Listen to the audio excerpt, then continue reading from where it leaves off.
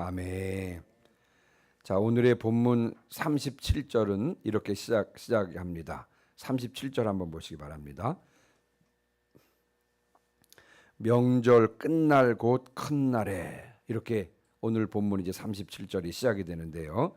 여기서 말하는 명절은 초막절을 말합니다. 초막절. 자, 그러니까 오늘의 본문은 초막절을 배경으로 하고 있는데, 제가 그 배경에 대해서 조금 더 설명을 드리고 그 후에 오늘 본문을 구체적으로 살펴보도록 하겠습니다. 여러분, 초막절은 유대인들의 3대 절기 중에 하나인데, 3대 절기라고 하면 유월절, 칠칠절, 초막절을 가리킵니다. 이스라엘 백성들이 40년 동안 광야 생활을 했잖아요.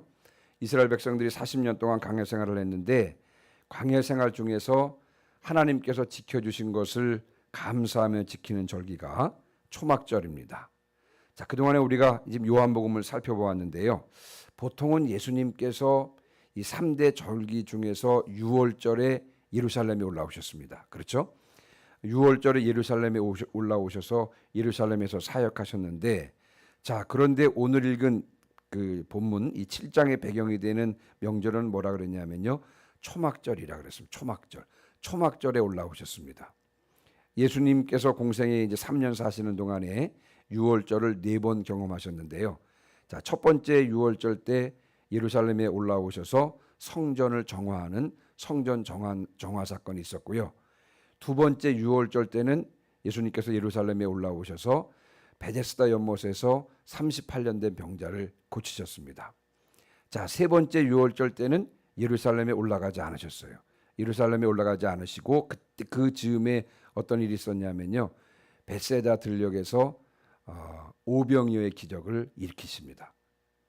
자, 다시 한번 들어보시면, 자, 세 번째 유월절 때는 예수님께서 올라가지 않으시고요, 예루살렘에 올라가지 않으시고 벳세다 들녘에서 오병이어 사건을 일으키시고, 자, 그리고 이제 그 네 번째 유월절을 앞두고 정확히 6개월 전 초막절 때 예루살렘으로 올라갔습니다.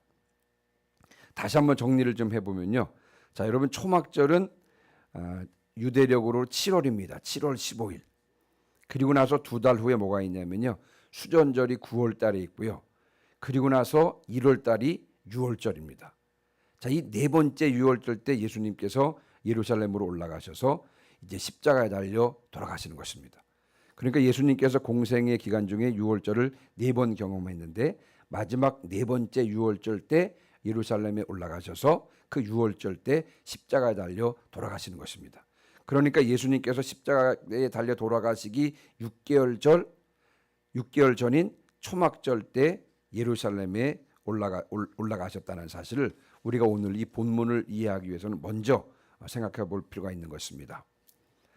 자, 그러니까 예수님께서는요, 십자가에 달려 돌아가시기 6개월 전에 예루살렘에 올라가셔서 6개월을 또 나눠보면요, 3개월 동안 예루살렘에 계시면서 초막절과 수전절을 보내시면서 사역을 하셨고요.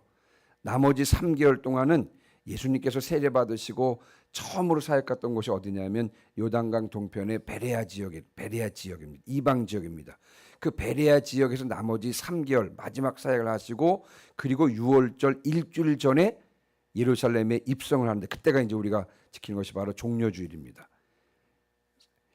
나머지 6개월을 나눠서 3개월은 예루살렘에서 사역하시면서 초막절과 수전절을 지키시고요. 나머지 3개월은 요단강 건너편 이방 지역인 베레아 지역에 가서 3개월 동안 사역하시고, 그리고 이제 마지막 네 번째 유월절 일주일 전에 예루살렘에 입성하시고, 그리고 그 금요일 날, 그 주간 금요일 날 십자가에 달려 돌아가시게 된 것입니다. 자, 아무튼 예수님께서는 십자가에 달려 돌아가시기 6개월 전 초막절에 예루살렘에 올라오셔서 일명 초막절 설교라고 하는 것이거든요. 우리가 지금 읽고 있는 이 7장의 배경이 되는 것이 바로 이것입니다. 초막절 설교를 하시는 것이 7장의 배경입니다. 그래서 여러분 14절 한번 보세요. 14절. 자, 14절 같이 읽습니다. 시작. 이미 명절의 중간이 되어 예수께서 성전에 올라가사 가르치시니. 아멘. 28절입니다. 시작. 예수께서 성전에서 가르치시며 외쳐 이르시되 아멘. 예.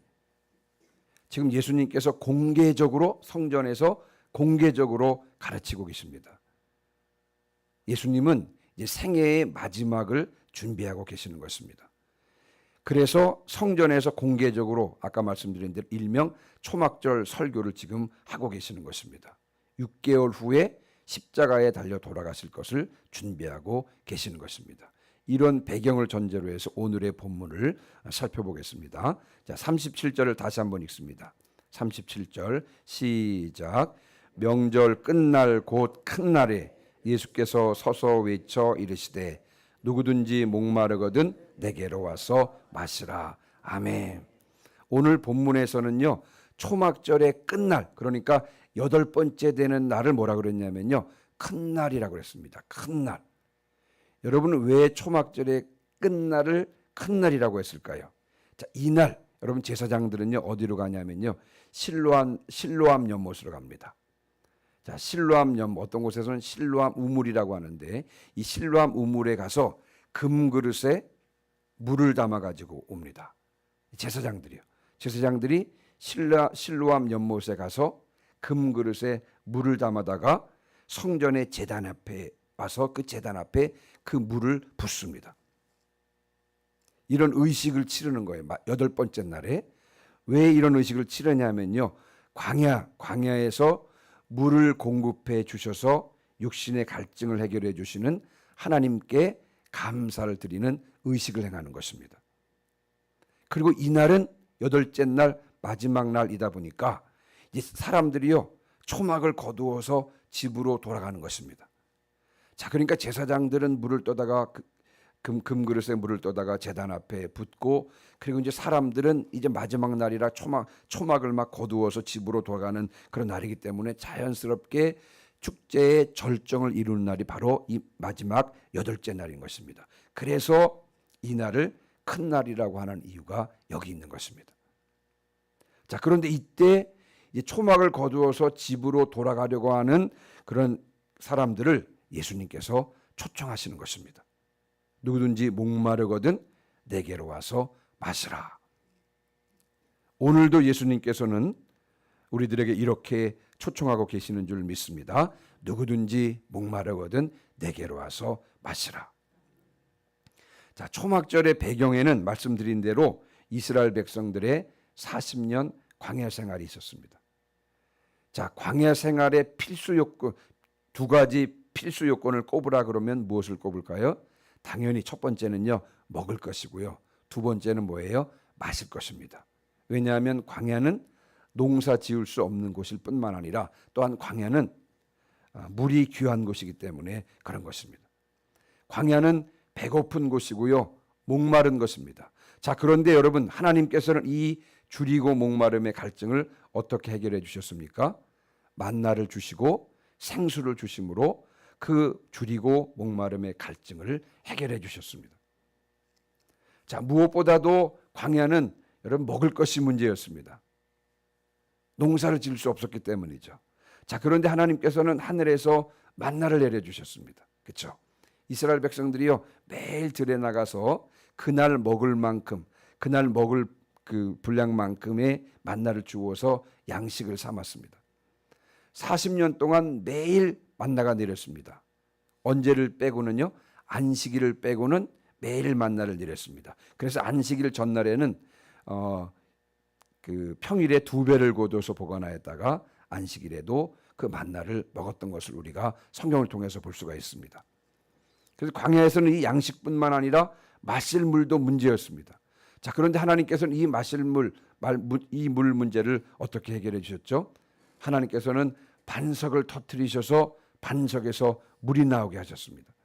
그래서 여러분 그 물로 백성들뿐만 아니라 가축들도 먹게 함으로 목마름의 갈증을 해결해 주셨던 것입니다. 저는 사실 이 부분이 좀 이해가 안 됐었는데요. 반석에서 물이 나온다는 게.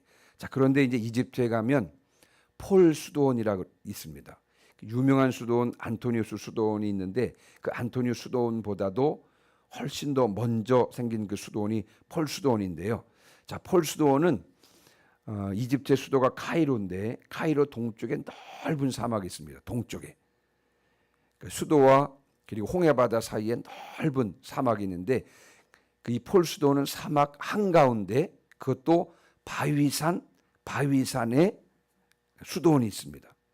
그런데 신기한 것은 뭐냐면 그 수도원에 가면요 우물이 있습니다. 우물. 근데 그 우물을 들여다보면 우리처럼 땅에서 물이 솟는 곳이 아니고요. 바위 틈에서 물이 솟아나옵니다.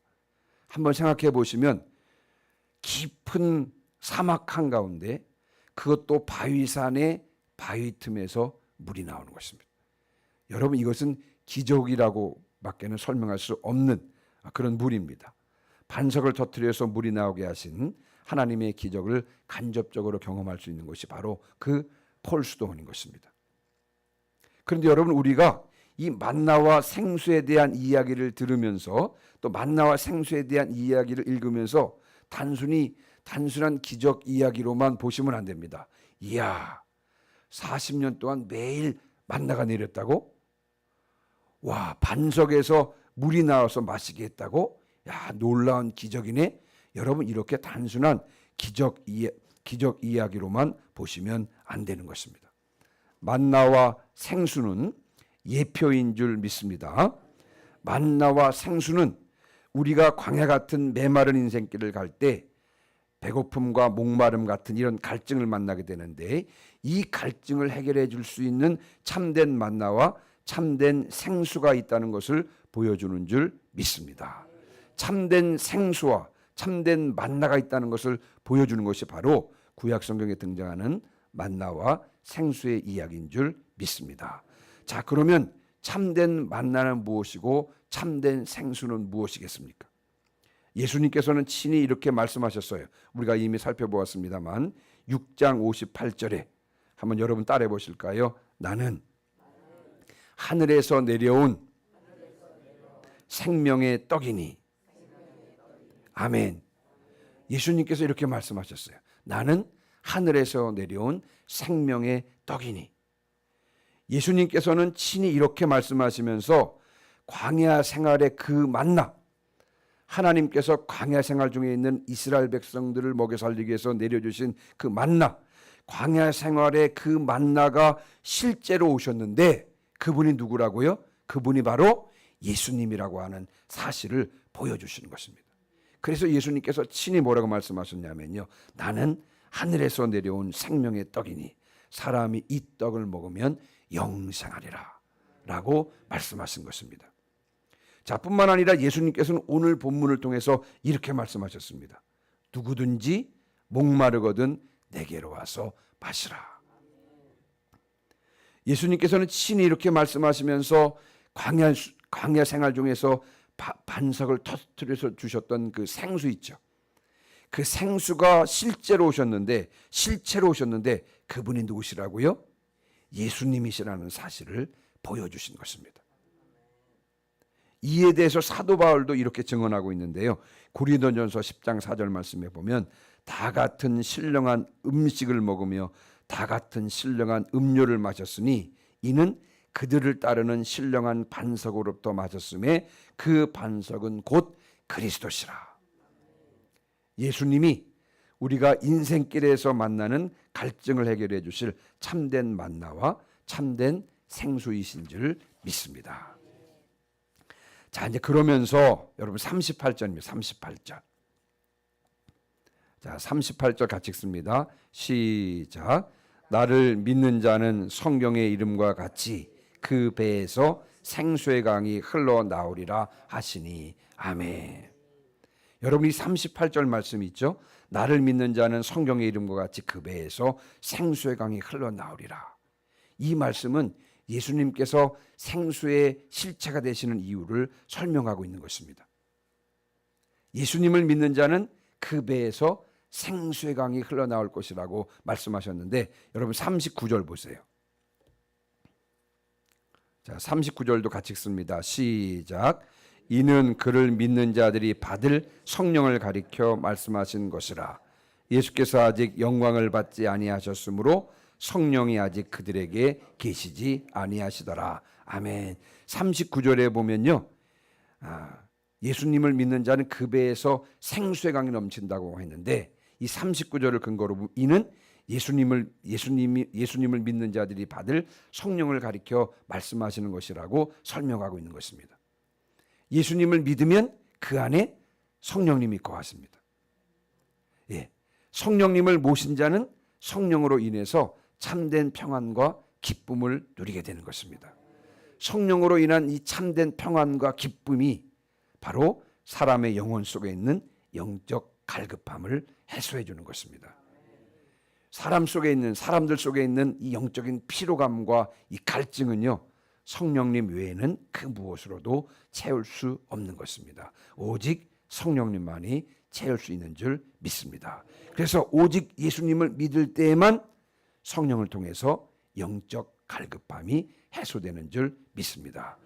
예수님은 참된 만나이시고 참된 생수가 되시는 분이신 줄 믿습니다. 그래서 그분을 만나서 그분을 믿게 된 자들이요, 영적인 갈증을 해소하게 되는 것입니다. 우리가 요한복음 4장을 읽으면서 우리 사마리아 여인을 만나보았잖아요. 이 챌 수 없는 인생의 공허함 때문에 방황하던 이 여인이요, 예수님을 만난 후에 이 공허함이 사라졌습니다. 삶의 의욕이 넘쳤어요. 심지어는 이웃들에게 선한 영향력을 미치는 그런 귀한 여인이 되었던 것입니다. 여러분, 삭개오의 경우도 그랬고요, 세리 마태의 경우도 그랬습니다. 사마리아 여인이나 삭개오나 세리 마태 이들의 삶은요, 예수님께서 참된 만나가 되시며 참된 생수가 되시는 분임을 증명하고 있는 것입니다. 자, 그런데 39절 다시 한번 보세요. 자, 이는 그를 믿는 자들이 받을 성령을 가리켜 말씀하신 것이라. 자, 그러면서요, 가로 안에 예수께서 아직 영광을 받지 않으셨으므로 성령이 아직 그들에게 계시지 아니하시더라 라고 말씀하고 있습니다. 자, 여러분, 광야에서 생수가 어떻게 솟아난지 한번 생각해 보시기 바랍니다. 출애굽기 17장 16절에 보니까 내가 거기서 호렙산 반석 위에 너를 대하여 서리니 너는 반석을 치라. 그것에서 물이 나리니 백성이 마시리라. 여러분, 광야에서 생수가 어떻게 솟아났냐면요, 모세가 지팡이로 반석을 쳤을 때, 그렇죠? 모세가 반석을 쳤을 때 생수가 터져나왔던 것 마찬가지로 예수 그리스도께서 치심을 당하심으로 생수가 솟아나는 것입니다. 그러니까 예수님께서 치심을 당하기 전까지는 생수가 솟아나지 않는 것인데, 여기서 예수님께서 치심을 당한다고 하는 것은 무엇을 뜻하는 것이냐면요, 십자가 고난을 말하는 것입니다. 십자가 죽으심과 부활을 가리키는 것입니다. 자, 예수님께서 십자가에서 우리를 대신하여서 십자가에서 죽으시고 부활하시고 승천하시고 그 이후에 성령께서 임재하시고 예수님을 믿는 자들마다 성령을 모시게 되고, 그리고 성령께서 그 모신 자들의 심령 가운데 기쁨과 평안을 주고, 그렇게 할 때 영적 갈증이 해소되는 것입니다. 자, 그러니까 조금 어떨지 모르겠습니다만 이 십자가 죽으심과 부활의 결과로 성령의 임재를 했고요, 그 성령의 임재로 결국 영적 갈증이 해소되는 것입니다. 자, 오늘 이제 말씀을 마무리하고 마치면서 우리는 어떤 사람이냐면요, 이미 성령님을 우리 가운데, 예수 그리스도를 믿음으로 성령님 우리 가운데 모셔드린 사람입니다. 이미 우리는 참된 만나와 참된 생수를 소유하고 있는 자들인 줄 믿습니다. 그분께서 이미 우리 속에 주인으로 와 계시는 것이잖아요. 자, 그런데 여러분, 소유하고 있는 것과 누리는 것은 다른 것입니다. 그렇죠? 자동차를 내가 소유하고 있는 것과 그 자동차를 운전해서 가고 싶은 곳을 마음껏 다니는 것은 여러분 다른 것입니다. 내가 그 미네랄 워터를 딱 물 한 병을 딱 가지고 있는 것과 여러분 이 물을 마시면서 시원하게 이 물을 마시는 것은 여러분 다른 차원의 문제인 것입니다. 소유와 누림은 다른 차원의 문제인 것입니다. 이미 우리는 참된 양식과 참된 생수를 소유하고 있는 자들 아니겠습니까? 성령 안에서 그 참된 양식과 생수를 마음껏 누리시는 저와 여러분 되시기를 주님의 이름으로 축원합니다. 뿐만 아니라 성령의 도우심으로요, 가라앉은 영혼들에게 우리가 소유하고 있는 이 참된 만나와 생수를 소개할 수 있기를 주님의 이름으로 축원합니다. 그래서 우리뿐만 아니라 더욱 많은 사람들이 우리로 인하여 영적 갈증을 해소하고 영적으로 시원한 삶을 살 수 있기를 주님의 이름으로 축원합니다. 아멘. 우리 시간 309장 찬송하시고 오늘 들은 말씀을 기억하면서 기도하는 시간